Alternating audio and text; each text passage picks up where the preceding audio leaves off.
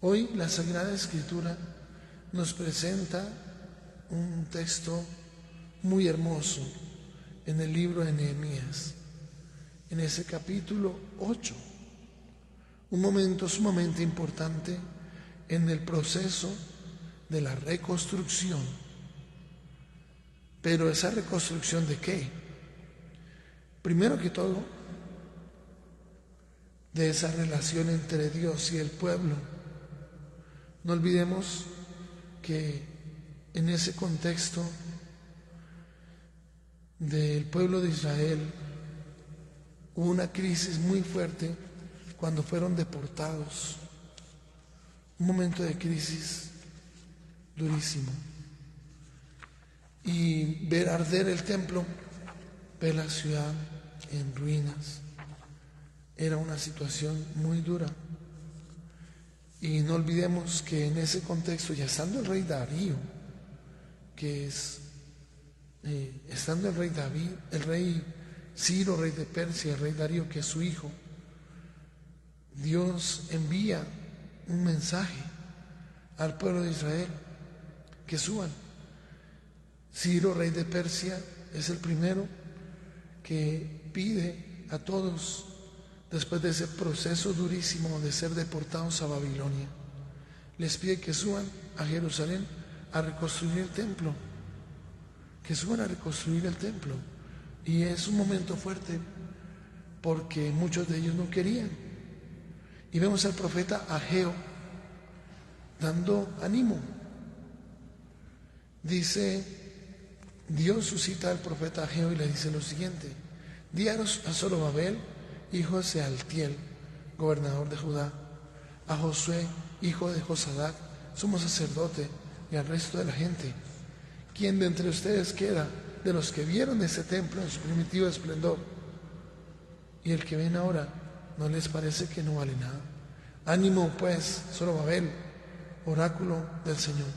Ánimo también tú, Josué, hijo de Josadac, sumo sacerdote. Ánimo, gentes todas, oráculo del Señor. Y dice, ahí está la palabra que les di al sacarlos de Egipto: mi espíritu está en medio de ustedes, no teman. Pues esto dice el Señor del universo: dentro de poco haré temblar cielos y tierra, mares y tierra firme. Haré temblar a todos los pueblos que vendrán con todas sus riquezas, y llenaré ese templo de gloria, dice el Señor del universo. Míos son la plata y el oro, oráculo del Señor del universo. Mayor será la gloria de este segundo templo que la del primero, dice el Señor del universo. Y derramaré paz y prosperidad en este lugar, oráculo del Señor del universo. Y este mismo profeta Ageo advierte una cosa, que hay gente que dice, no, todavía no es tiempo de reconstruir. Y dice, eso dice el Señor del universo. Ese pueblo anda diciendo, ¿no es momento de ponerse a construir la casa del Señor? La palabra del Señor vino por medio del profeta Ageo. Y es momento de vivir en casas lujosas, mientras que el templo es una ruina. Ahora pues, esto dice el Señor del universo: piensen bien en su situación. Sembraron mucho y recogieron poco. Comen y no se llenan. Beben y siguen con sed. Se visten y no entran en calor. El trabajador guarda su salario en saco roto. Eso dice el Señor del universo: piensen bien en su situación. Suban al monte, traigan madera, construyan el templo. Me complaceré en él, seré glorificado, dice el Señor. ¿Por qué no querían reconstruir el templo de Jerusalén?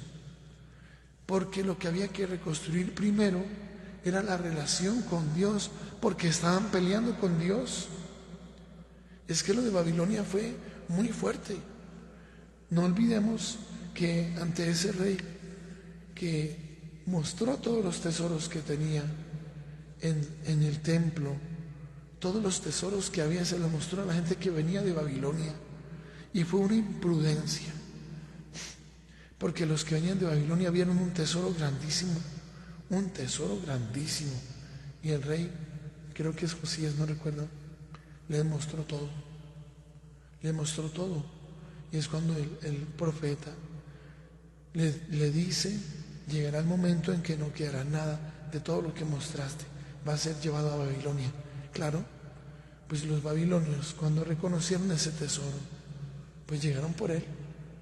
Así de sencillo. Ahora,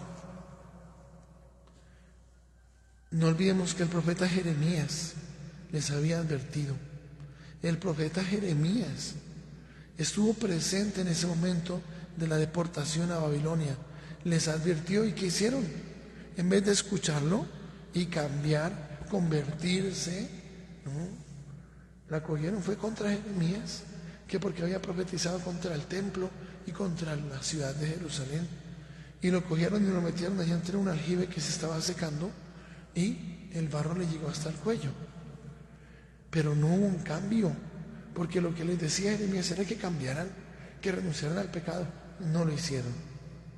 Y vivieron el drama supremamente terrible de ver todo destruido y que el ejército de Nabucodonosor, el rey de Babilonia, se llevó todo, deportó, sí quedaron algunos poquitos, pero como decir, dejar los mendigos que están en la calle, los más pobres, pero a todos los demás y especialmente a los que tenían alguna profesión, que eran herreros, que eran cultivadores o alguna labor, tejedores, se los llevaron deportados a Babilonia y allá estuvieron 70 años. Es por eso que la pelea del pueblo con Dios era fuerte y había que reconstruir la relación con Dios y su pueblo. Eso es lo primero que había que reconstruir. Y en este día, el capítulo 8 de Nehemías nos muestra un momento muy especial. Es la renovación de la alianza. Renovar la alianza. Y que esa alianza especialmente está en consonancia con la reconstrucción del templo y de la ciudad. Y ahí está Nehemías y Esdras al frente de. Y fue un momento crítico, muy fuerte, porque los que estaban alrededor no querían que se reconstruyera el templo. Por eso dicen que cuando estaban reconstruyendo las murallas, era con una mano el palustre y las piedras y con la otra mano era la espada, o sea, defenderse y estar atentos vigilando. Y cuando lo estaban construyendo, estaban vigilando ante algún ataque para salir a combatir. O sea, fue un momento crítico. Pero este momento es esencial, cuando es el momento en que se lee el libro de la ley.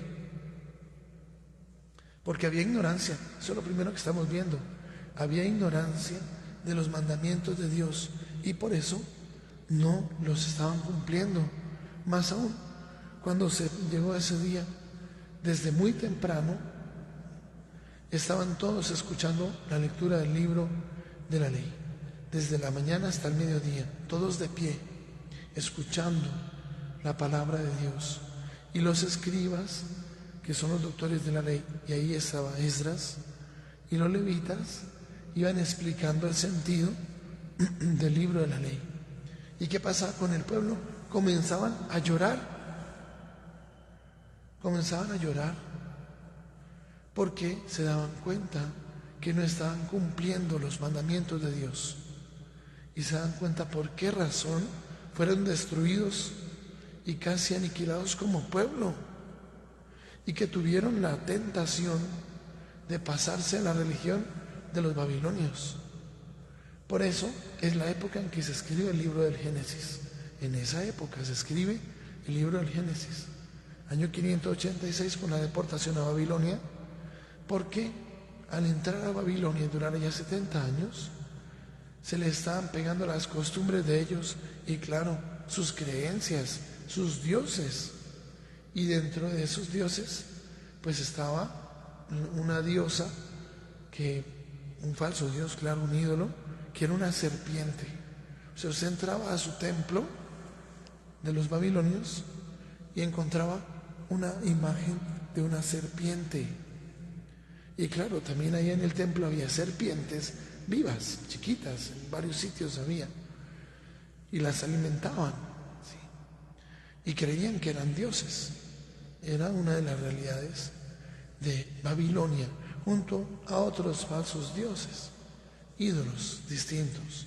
Pero uno de ellos, y era fuerte, era la serpiente. Por eso aparece en el libro del Génesis, en ese capítulo 3, una serpiente que habla y que seduce y que lleva a Eva a pecar. Era por eso la idolatría del pueblo de Israel hacia esa diosa serpiente. Pero bien sabemos que no es ningún dios y que esa serpiente se puede morir, y efectivamente se muere. Ahora,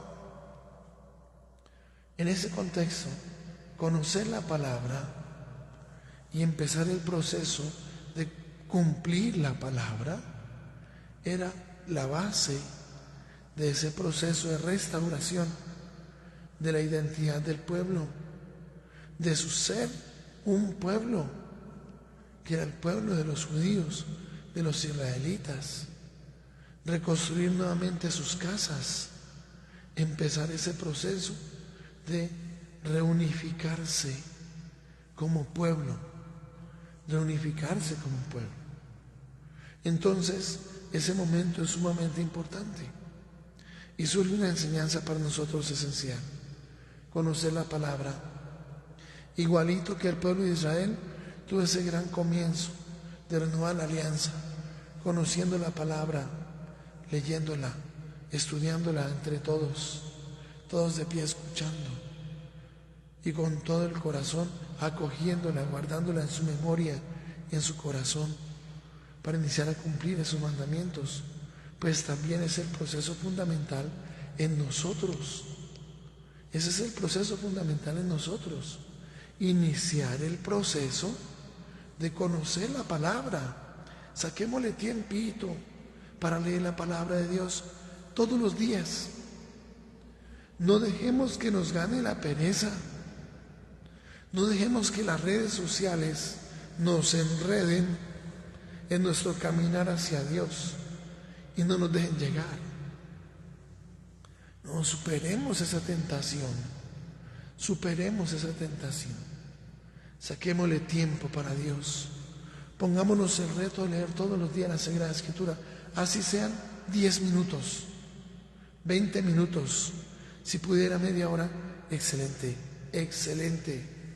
Sería algo muy bueno, muy bueno. Saquémosle tiempo a la palabra de Dios, porque ahí está la fuente de nuestra paz y de nuestra alegría. Conocer la palabra de Dios es la clave de nuestro proceso. Conocer la palabra, porque ¿cómo vamos a amar a Dios a quien no conocemos? ¿Cómo le amamos si no lo conocemos? Por eso San Jerónimo, cuya fiesta celebramos el pasado 30 de septiembre, él decía bien clarito, decía San Jerónimo: quien ignora las Escrituras ignora a Cristo. Y eso lo escribe en ese libro, en la introducción al comentario bíblico que él hizo al libro del profeta Isaías, donde muestra que el siervo doliente que muestra el Señor en Isaías 53 al 58, pues es Cristo, y que ignorar la Sagrada Escritura, y específicamente el libro de Isaías, es ignorar al mismo Cristo en persona. Entonces, ese proceso de conocer la palabra para poderla vivir es fundamental. Entonces, eso es la clave de nuestra vida de fe.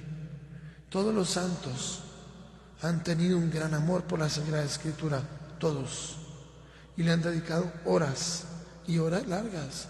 Uno de los padres de la iglesia se leyó la Biblia 20 veces se leyó la Biblia a él, y nosotros que no lo hemos leído ni una sola vez, es que ni siquiera tenemos Biblia, empezando por ahí. Haga un ahorrito y cómprese su Sagrada Escritura. Ojalá la Biblia de Jerusalén o la Biblia de nuestro pueblo, de Luis Alonso Cheque, el que en paz descanse, que le dedicó toda su vida a traducir un texto bíblico muy, muy cercano a nosotros, a nuestra cultura, adaptándolo a nuestras palabras y a nuestro argot. Búsquese la Sagrada Escritura, sáquele tiempito.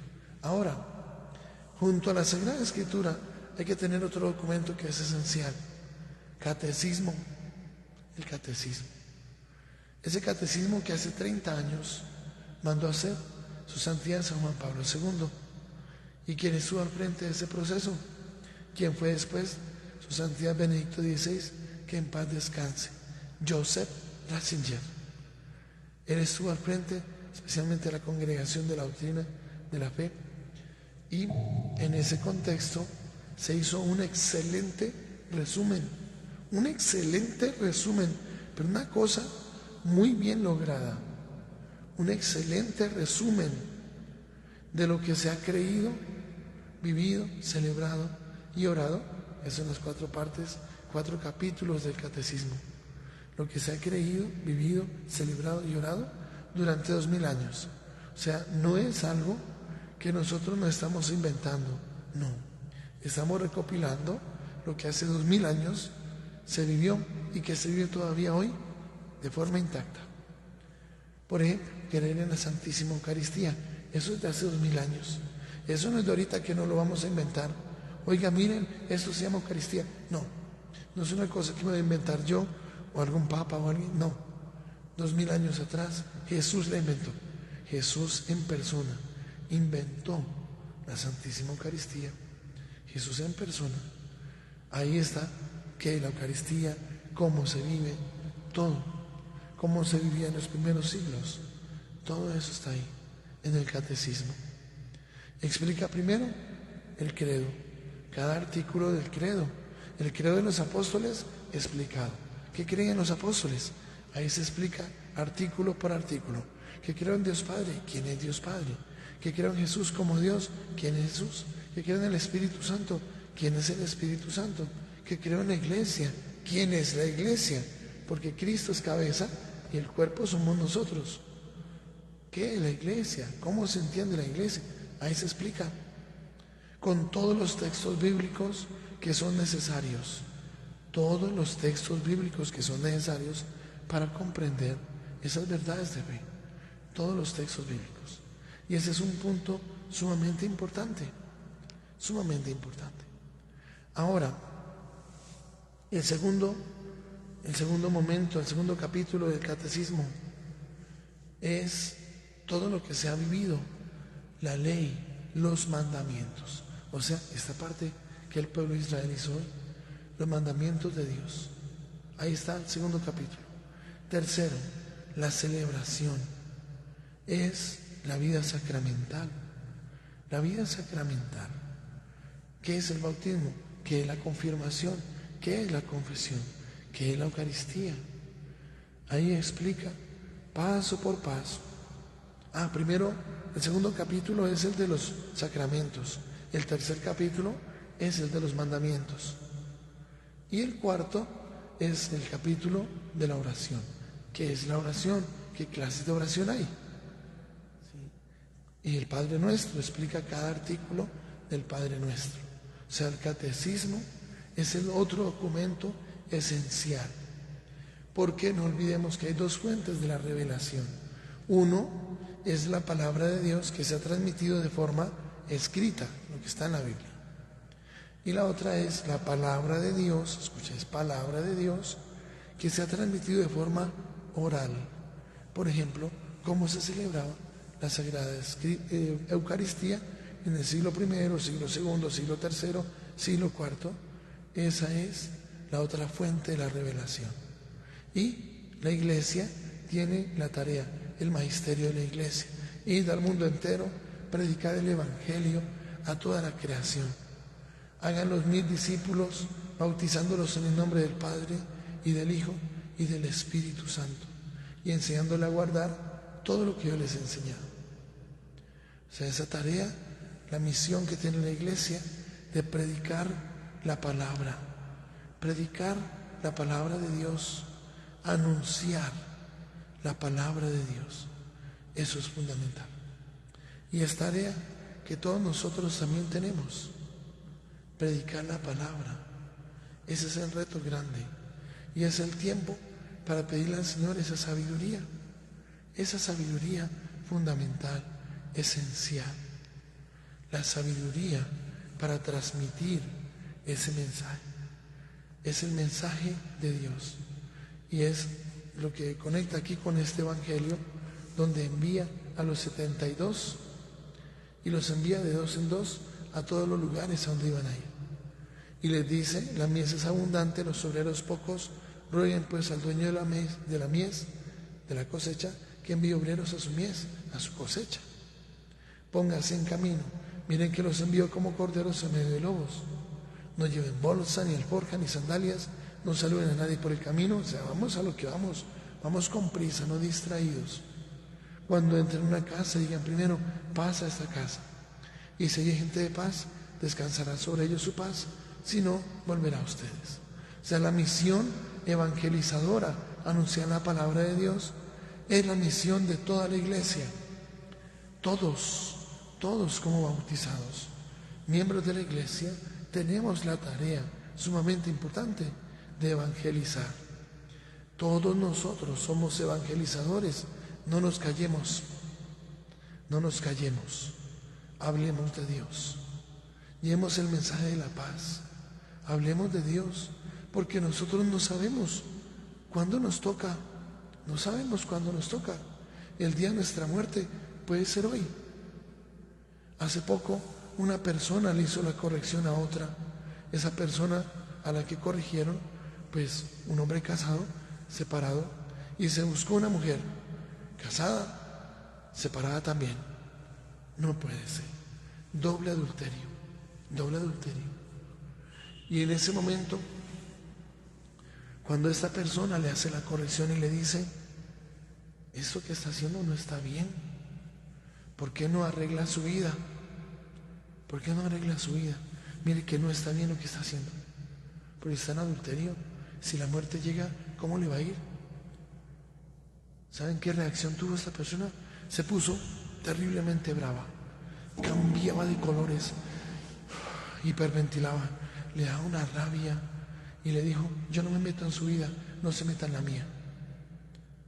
¿Sí? Y se pone bravísimo y le dijo: además, si me voy de allá, me voy a vivir con mi esposa, a pelear todos los días como antes peleábamos. Y lo otro es que si me voy, esa mujer me quita la casa. No, espérese un poquito. Primero que todo, el día que usted se fue a vivir con esa señora, le dio media casa, ya se la dio, se la regaló, ya es media casa de ella. Además, creo que la construyeron entre ambos, eso es de ambos. ¿Cuál es que me quitan la casa? No sé engañar. Y el enemigo, que definitivamente no duerme nunca, es el que está ahí metido. ¿Cómo le van a quitar la casa si es de ambos? La mitad es suya. Si se vende, media casa es suya. ¿Quién le va a quitar eso? Nadie. Pero es que el enemigo le hace creer eso. El enemigo es astuto. Además, si hoy llegara a morir, o ella llega a morir, ya hay herederos de esa media casa. Eso no es que le quedó todo para él. No, usted tiene herederos. Pero mire cómo el enemigo es de astuto. El tema fuerte es que a uno le dicen: mire, oiga, entre en camino de conversión. Y si uno no hace caso, y llega a morir así, el día del juicio no tiene ninguna excusa. Porque el día del juicio uno puede decir: oiga, pero ¿por qué nadie me dijo nada? ¿Por qué nadie me advirtió que esto era así? Allá solamente uno se da golpe de pecho: oiga, fulanito sí me dijo, fulanita sí me dijo, oiga, cambie, esto no está bien, y no hice caso. Pero es necesario evangelizar, porque lo que está en juego, ¿qué es? La salvación. Cuando una cosecha está madura y no se recoge, ¿qué pasa? La cosecha se pierde. Si, por ejemplo, si la cosecha es de ciruelas, por ejemplo, y las ciruelas ya están maduras, ya están rojitas, más aún, casi vino tinto de los rojitas que están, y ya está madura, ya se siente la fruta hasta blandita, ya no está dura como cuando está verde. Si no se recoge esa cosecha y se lleva a distribuirla, a venderla o a compartirla con su familia, si no se procesa esa fruta, por ejemplo, si son ciruelas que van a deshidratar, ciruelas pasas, si en ese momento en que la fruta está madura no se le utiliza, no se aprovecha, esas frutas se dañan, se pasan de maduras y se comienzan a pichar, se pierden, la cosecha se pierde. Pues Dios nos llama hoy a ser sus misioneros, porque hoy muchos se pierden, esa es la realidad. Muchos hoy se pierden y Dios nos necesita. Dios nos necesita, Dios nos llama, nos invita, pues acojamos su palabra. Que nuestra Madre del Cielo nos ayude en este proceso de entrar a ser sus misioneros, esos misioneros de Dios. Que nuestra Madre del Cielo nos lleve, ella que es la estrella de la nueva evangelización, nos lleve de la mano para llevar el mensaje, que nuestros hermanos no se pierdan. Que nuestra Madre del Cielo interceda por nosotros, así sea. Aprovecho este momento para hacer una pequeña invitación, una pequeña cuñita. La idea es iniciar 5 minuticos antes. Por favor, programen su alarma para que ya 5 minuticos antes podamos entrar en este proceso, tener este regalo de conectarnos a esta hora y vivir nuestro proceso. 5 minuticos antes de las 6, pidamos al Señor que nos dé esa fortaleza, esa sabiduría para poder vivir ese proceso con la ayuda de Dios.